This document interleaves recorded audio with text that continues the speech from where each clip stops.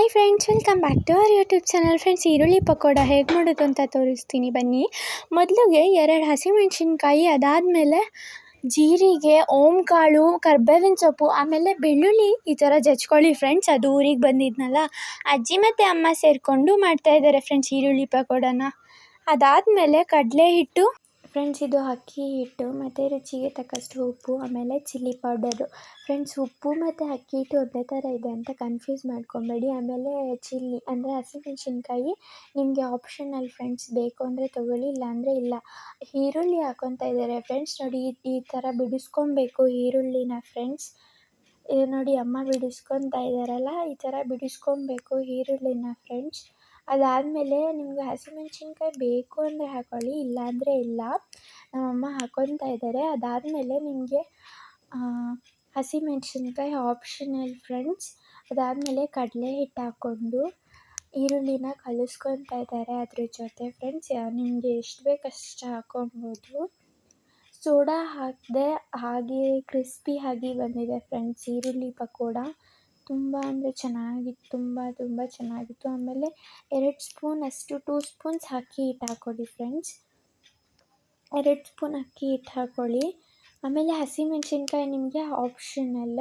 ಈರುಳ್ಳಿನ ಬಿಡಿಯಾಗಿ ಬಿಡಿಸ್ಕೊಳ್ಳಿ ಫ್ರೆಂಡ್ಸ್, ಆಗ ಚೆನ್ನಾಗಿರುತ್ತೆ. ಅಕ್ಕಿ ಹಿಟ್ಟನ್ನ 2 ಚಮಚ ಹಾಕ್ಕೊಳ್ಳಿ. ಅದಾದಮೇಲೆ ಫ್ರೆಂಡ್ಸ್, ಕರ್ಬೇವಿನ ಸೊಪ್ಪು ತೊಗೊಂಡಿದ್ದೀನಿ ನೋಡಿ, ಕರ್ಬೇವಿನ ಸೊಪ್ಪು ಹಾಕ್ಕೊಳ್ಳಿ.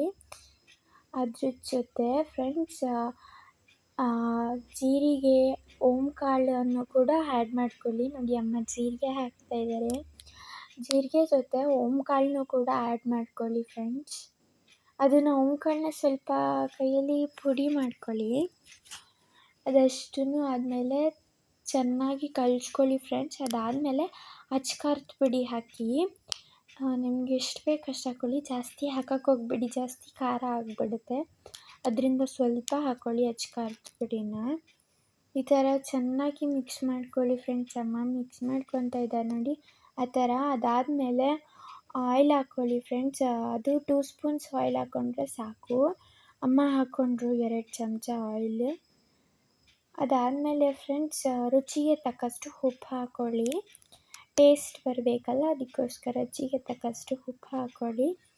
ಅದಾದಮೇಲೆ ಆಯಿಲ್ ಹಾಕಿದ್ದಾರೆ ನೋಡಿ, ನೀರು ಹಾಕ್ತಾಯಿದ್ದಾರೆ. ಸ್ವಲ್ಪ ನೀರು ಹಾಕ್ಕೊಳ್ಳಿ, ಜಾಸ್ತಿ ನೀರು ಹಾಕಬೇಡಿ, ಯಾಕಂದರೆ ಈರುಳ್ಳಿಲೇ ನೀರಿನ ಅಂಶ ಇರುತ್ತಲ್ಲ, ಹಾಗಾಗಿ ಸ್ವಲ್ಪ ಒಂದು 2 ಚಮಚ ಆಗೋಷ್ಟು ನೀರು ಹಾಕ್ಕೊಳ್ಳಿ ಅಷ್ಟೇ. ಅದಕ್ಕಿಂತ ಜಾಸ್ತಿ ನೀರು ಹಾಕ್ಕೋಬೇಡಿ, ಯಾಕಂದರೆ ಈರುಳ್ಳಿಲೇ ನೀರಿನ ಅಂಶ ಇರುತ್ತಲ್ಲ, ಅದಕ್ಕೆ ಸ್ವಲ್ಪ ನೀರು ಹಾಕ್ಕೊಳ್ಳಿ ಫ್ರೆಂಡ್ಸ್.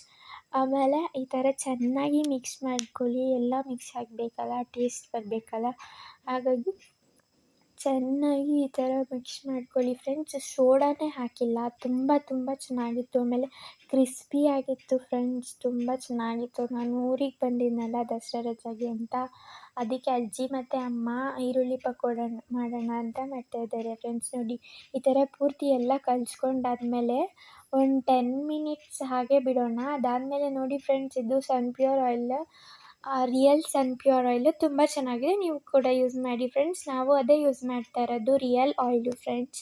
ಅದಾದಮೇಲೆ ಎಣ್ಣೆ ಕಾದಿದೆ ಫ್ರೆಂಡ್ಸ್. ಒಂದೊಂದಾಗಿ ಹಾಕ್ಕೊಂಬನ್ನಿ, ನಿಧಾನಕ್ಕೆ ಹಾಕ್ಕೊತಾ ಬನ್ನಿ, ಯಾಕಂದರೆ ಆರಿಬಿಡುತ್ತಲ್ಲ, ಅದಕ್ಕೋಸ್ಕರ ನಿಧಾನಕ್ಕೆ ಸ್ವಲ್ಪನೇ ಹಾಕ್ಕೊತಾ ಬನ್ನಿ.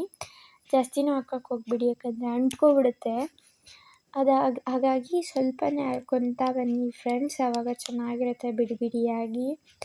ಆಮೇಲೆ ಅಂಟ್ಕೊಳ್ಳೋದಕ್ಕೆ ಹೋಗಲ್ಲ. ದೂರ ಅದನ್ನೇ ಹಾಕ್ಕೊಂಬನ್ನಿ. ಹತ್ತತ್ರ ಹಾಕಿದ್ರೆ ಪೂರ್ತಿ ಅಂಟ್ಕೊಂಡ್ಬಿಡುತ್ತೆ ಫ್ರೆಂಡ್ಸ್. ತುಂಬ ಚೆನ್ನಾಗಿತ್ತು. ನೀವು ಕೂಡ ಮನೆಯಲ್ಲಿ ಟ್ರೈ ಮಾಡಿ. ಸೋಡಾ ಹಾಕಿಲ್ಲ, ಯಾಕಂದರೆ ಸೋಡಾ ಆರೋಗ್ಯಕ್ಕೆ ಒಳ್ಳೆಯದಲ್ಲ ಫ್ರೆಂಡ್ಸ್. ಹಾಗೆ ಕಾಫಿ ಜೊತೆ ಸಂಜೆ ನಂಚ್ಕೊಂಡು ತಿನ್ಬೋದು. ಹಾಗೆ ಈ ವಿಡಿಯೋ ಇಷ್ಟ ಆದರೆ ಲೈಕ್ ಮಾಡಿ, ಶೇರ್ ಮಾಡಿ, ಸಬ್ಸ್ಕ್ರೈಬ್ ಮಾಡಿ ಪ್ಲೀಸ್ ಫ್ರೆಂಡ್ಸ್. ಬಾಯ್. ಅದು ಫ್ರೆಂಡ್ಸ್, ಎಣ್ಣೆ ಹೀರ್ಕೊಳ್ಳಿ ಅಂತ ಪೇಪರ್ ಹಾಕಿರೋದು ಫ್ರೆಂಡ್ಸ್. ಬಾಯ್.